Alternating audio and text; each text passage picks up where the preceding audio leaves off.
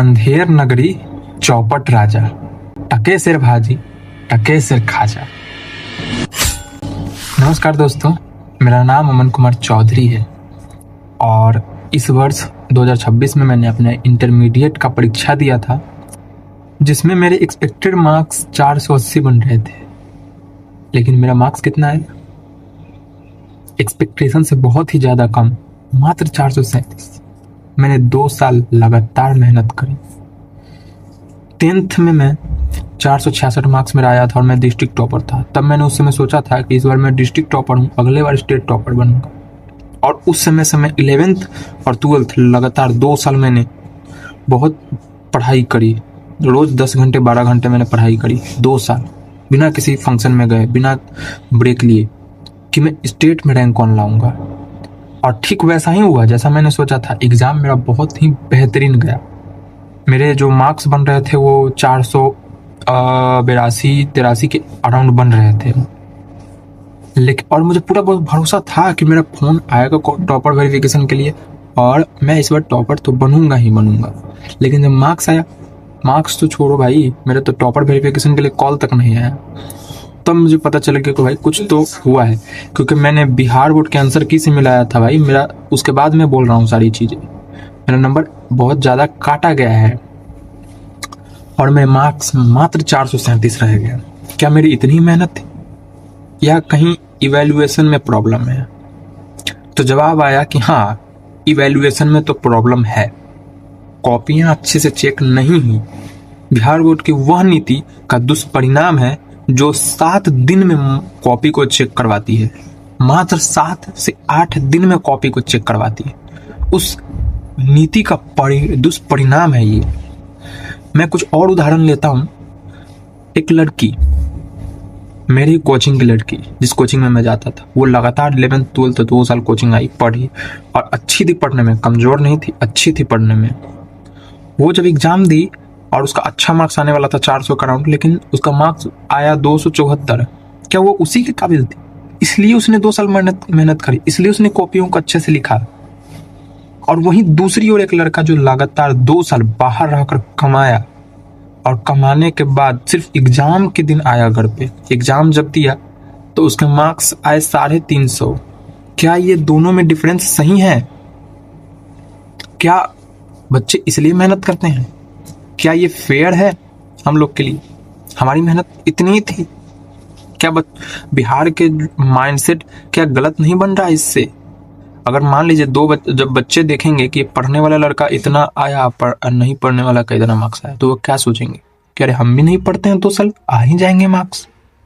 तो आपका बहुत बड़ा जिम्मेदारी है बिहार बोर्ड कि अगर बिहार आगे चलकर बर्बाद होता है तो उसमें आपका सबसे बड़ा जो है वो सहभागिता होगी। उसमें आपका दुष्परिणाम है ये।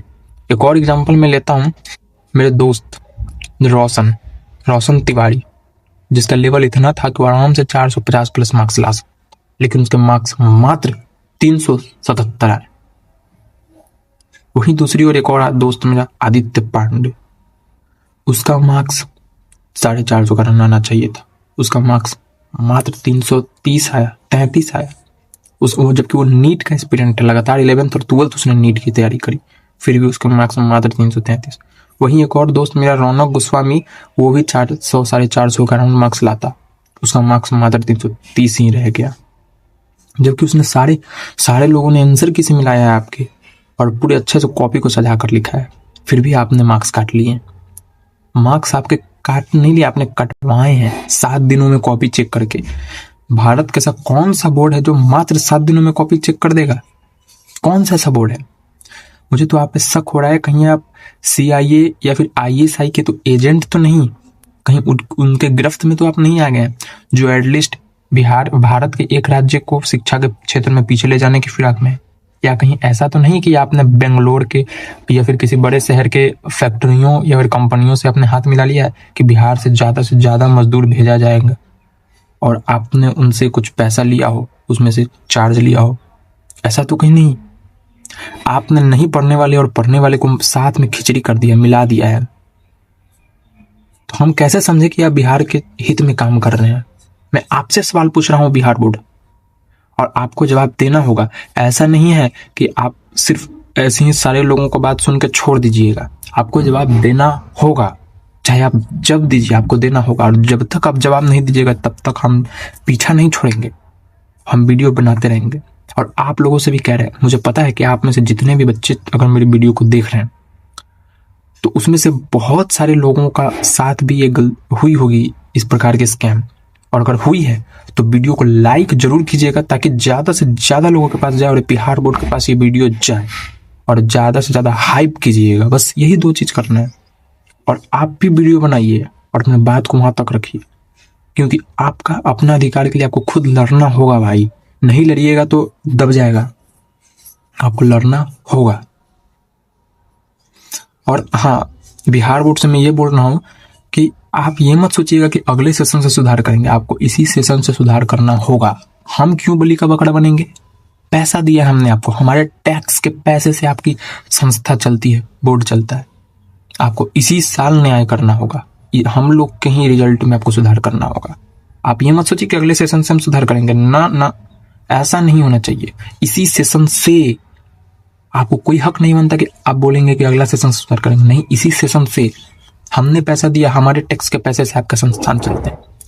अगर आपसे नहीं चल रहा है बोर्ड तो आप बोलिए भारत सरकार को कि आप बिहार से इस चीज़ को हटा दीजिए, बोर्ड को CBSE ला दीजिए पूरे बिहार में। मैं तो भारत सरकार से अपील करता हूं कि अगर सिर्फ बिहार में, बिहार राज्य के पास जो शिक्षा का अधिकार है उस वाले क्षेत्र से वो अधिकार को छीन लीजिए और पूरा कंट्रोल अपने पास ले लीजिए, क्योंकि बिहार में कुछ होने वाला नहीं है इन लोग से। ये लोग सिर्फ स्कैम करते हैं, पैसे झींटते हैं सिर्फ। अभी रीचेकिंग में कितने पैसे ये लोग कमाएंगे मुझे नहीं पता। रैंक 1 मेरा आना चाहिए था। बहुत सारे ऐसे बच्चे हैं जिनका स्टेट में रैंक आना चाहिए था, लेकिन उनका नहीं आया। आपको क्या लगता है? आपने जो टॉपर दिया, मैं उसमें कुछ ये नहीं बोल रहा हूँ, मैं कुछ में गुस्ताखी नहीं कर रहा हूँ, लेकिन और भी ऐसे बहुत सारे बच्चे हैं जो उससे ज़्यादा मार्क्स ला सकते हैं। 485-86 मार्क्स लाने वाले बच्चे हैं जिनका आपने कॉपी को गलत तरीके से चेक करवा के उसका नंबर कटवा दिया आपने। मेरे मार्क्स आ सकते थे 483-84, मेरे मात्र 16 नंबर कटने वाले थे, मात्र 16 नंबर। भाई मैंने पढ़ा है तो मुझे पता है कि कहाँ मार्क्स कटेंगे कहाँ नहीं कटेंगे। होशो हवास में मैंने लिखा है अपने कॉपी को, रक्त के लेई से मैंने हर एक अक्षर को जोड़ा है, रक्त के लेई से हर एक अक्षर को जोड़ा है। होशो हवास में कॉपी को लिखा है, बेहोशी में नहीं लिखा है कि मुझे पता नहीं जाएगा। सारी कॉपी को अच्छे से लिखा है और ये सोचते हुए लिखा है मैंने कि मैं इस बार रैंक 1 लाऊंगा या फिर एटलीस्ट 1 to 5 में तो आ ही जाऊंगा। बट आपने ऐसा नहीं होने दिया। आपकी नीति जो है, आपकी जो सबसे बेकार नीति जो है, जो ये है कि 7 दिन में आपने कॉपी चेक करवा दी और उसका दुष्परिणाम है ये। आपको इसका जवाब देना होगा और सुधार करना होगा इसमें। अभी से इसी सेशन से आपने पढ़ने वालों को सेकंड दिलवा दिया बहुत सारे लोगों को, और नहीं पढ़ने वाले को फर्स्ट दिलवा दिया। जो टॉप आने वाले थे उसको आपने एवरेज मार्किंग करवा दिया। ये कहाँ का फेयर है भाई? ये कहाँ का निर्णय है? जब सारे बच्चे एक ही चीज बोल रहे हैं कि आपने स्कैम किया है, ये कोइंसिडेंस तो नहीं है। सारे बच्चे जब आप पे एलिगेशन लगा रहे हैं, ये कोइंसिडेंस तो नहीं है भाई। आपने गलती करी है, इवैल्यूएशन में प्रॉब्लम हुई है, आपने कॉपी चेकिंग में गलती करी है, आपको इसका जवाब देना होगा, इसी सेशन से देना होगा। मेरा 486 मार्क्स आने 484-85 मार्क्स आने वाला था। आप चाहे तो मुझे बोर्ड ऑफिस में बुला के फिर से मेरा एग्जाम ले लीजिएगा, फिर से एग्जाम ले लीजिएगा। मैं इतना तक कह रहा हूं ना, आप फिर से मेरा एग्जाम ले लीजिए, ओरल टेस्ट ले लीजिए बुला के अपना बोर्ड ऑफिस में, लेकिन आपको जवाब देना होगा इस बार।